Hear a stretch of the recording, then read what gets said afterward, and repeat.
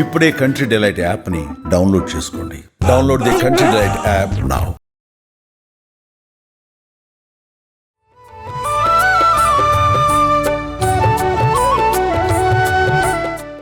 నమస్తే రమగారు. నమస్తే జయ.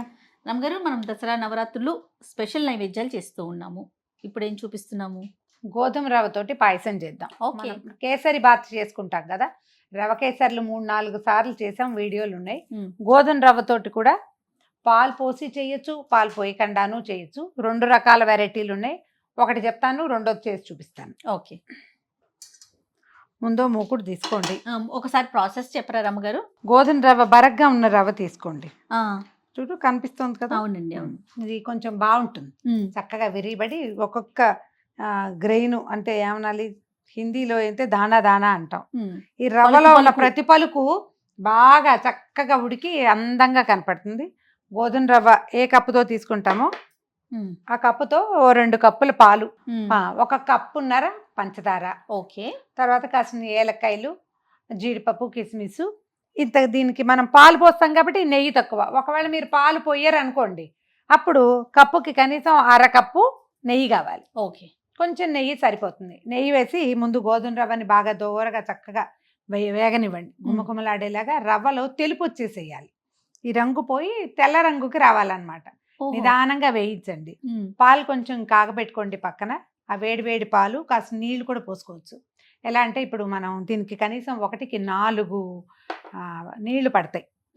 పాలే 4 పోస్తే అంత బాగా కుదరదు, పైగా అసలు కోవాగా అయిపోతుంది.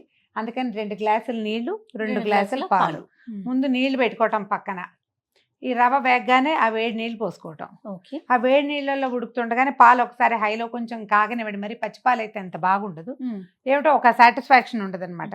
ఆ వేడి పాలు కూడా ఇవి నీళ్లు పీల్చిన మరుక్షణం పాలు కూడా పోసేస్తే సరిపోతుంది. 1కి 4 ద్రవ పదార్థం కావాలి దీనికి, సరేనా? అంతే. పాలు పోయటం బాగా చక్కగా దగ్గరికి మగ్గిపోయిన తర్వాత పంచదార 1.5 పంచదార పోసేస్తాం. బాగా ఉడికి ఆ చక్క కోవా బాగా వస్తుంది, అంటే హల్వా లాగా కనపడుతుంది కదా. నెయ్యి ఎక్కువ వేయం కాబట్టి నెయ్యి కనపడదు మనకు. అది ఉడికిన భావకం కనపడ్డాక జీడిపప్పులు, కిస్మిస్లు వేయటం, కొంచెం ఏలక్కాయలు వేసుకోవటం. మీకు ఆసక్తి ఉంటే కాస్త అంత మన కుంకుమ పువ్వుని పాలల్లో నానబెట్టి వేసుకోవటం, అది కూడా వేసుకోండి. ఈ రవ్వకి కుంకుమ పువ్వు ఏంటంటే రంగులో ఏం పెద్ద చేంజ్ కనపడదు. తెల్ల రవ్వ అయితే కనిపిస్తుంది. చక్కగా దాన్ని పళ్ళెంలో వేయటం, పైన కాస్త నేర్చుకు వేసి అమ్మవారికి నివేదన చేసుకోవటమే. తప్పకుండా. ఓకే. ముందే చేద్దామంటే కొంచెం నెయ్యి వేసి జీడిపప్పులు, కిస్మిస్లు వేయించుకుందాం.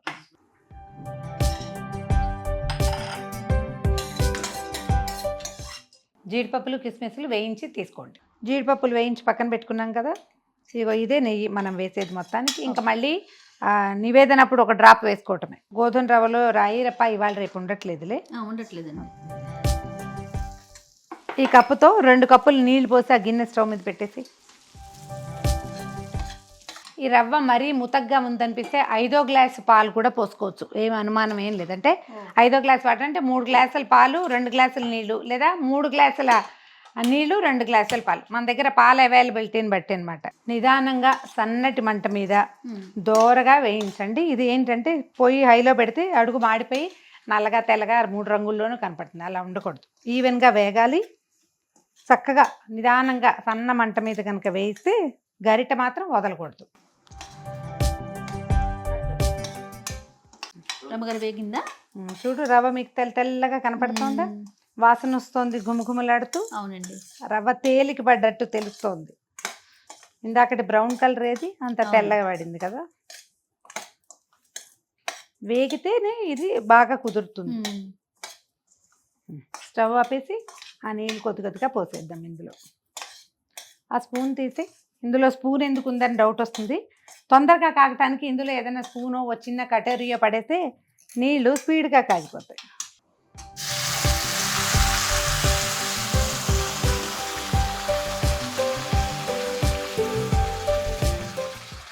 ఈ మసూరు నీళ్ళు పోసేటప్పుడు 1 రవ్వ జాగ్రత్తగా ఉండండి. పిల్లల్ని, మగవాళ్ళని దగ్గర ఉండనివ్వద్దు.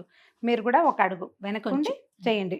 ఇది బట్టతో పోసేటప్పుడు ఇంత వెనక్కుంటాను కుదరదు. పటకారు ఇంత పొడుగ్గా ఉంటుంది కాబట్టి ఇది ఈజీగా ఉంటుంది.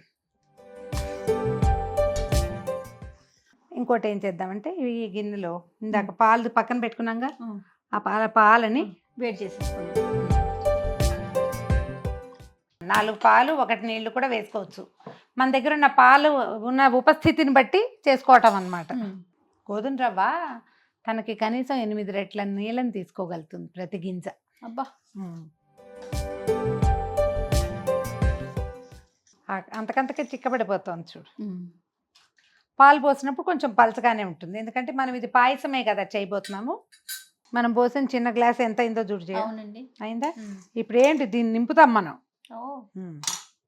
ఇంకా తక్కువ ఇంతే చేయాలి, అప్పుడు మనకి సరిపడా ఆ మాత్రం కప్పు నిండా వస్తుంది. గ్లాసు కప్పు అని నేను చెప్తాను కదా, గ్లాసు ఆ కొలతలు పెట్టుకో. గ్లాసు కొలత తీసుకో. బుజ్జి గ్లాసు, చిన్న టీ గ్లాస్ ఉంటుందా, అది మనకి నివేదనకి చక్క సరిపోతుంది. ఇంత చేసామనుకో ఈ గిన్నె నిండా అవుతుంది. మరి ఇన్ని రెట్లు నీళ్లు పోస్తున్నావా, 1కి 5 నీళ్లు పోసి 1.5 పంచదార పోస్తే ఎంత అయింది? 1 5 1 5 6.5 రెట్లు అయిపోతుంది. ఉడికేసరికి ఎక్కువ అవుతుంది కదా. సిమ్లో పెడదాం. ఇప్పుడు పాలు కాగబెట్టి పక్కన పెట్టుకున్నామా, ఈ పాలు ఎత్తి పాయసంలో పోసేద్దాం. మీగడ కడితే చక్కగా మీగడతో సహా పోసేయండి, ఎక్కువ రుచిగా ఉంటుంది.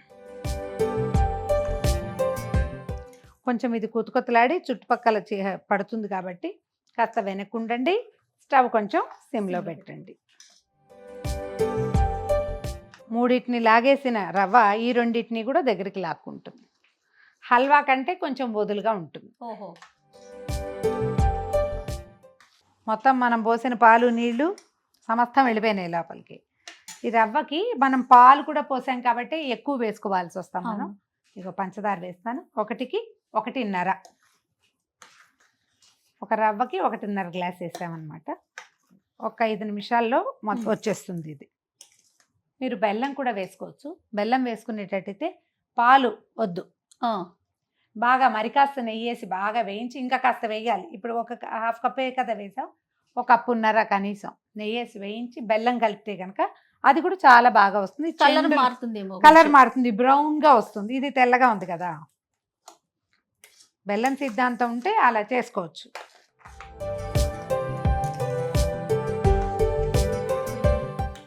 ఒక 4 నుంచి 8 నిమిషాల లోపల మొత్తం చక్కగా దగ్గరకు వచ్చేస్తుంది.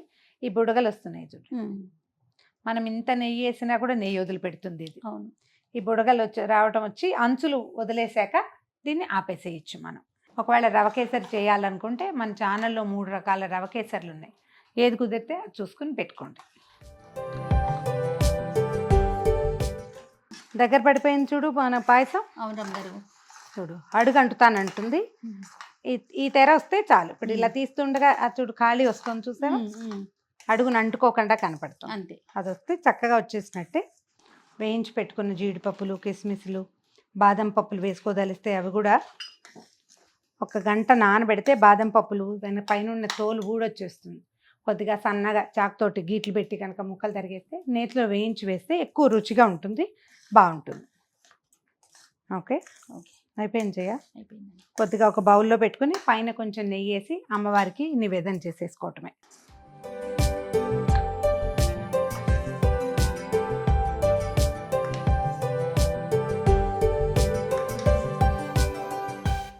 కమ్మనైన గోధుమ పాయసం మీ వెసులుబాటుని బట్టి ఉదయమో సాయంకాలమో చేసి నివేదన చేసుకోండి. అద్భుతం. ఏదో మనం ప్రయత్నం చేస్తా ఉన్నాం రమ్మ గారు. ఇది స్టూడియో కాబట్టి అంత పూర్తిగా వెసులుబాటుగా చూపించలేకపోయినా నైవేద్యం ప్రధానం కాబట్టి వాటిని చేసే ప్రాసెస్ మాత్రం చూపించగలుగుతామండి. సో ప్రేక్షకులందరికీ మరొకసారి దసరా శుభాకాంక్షలు.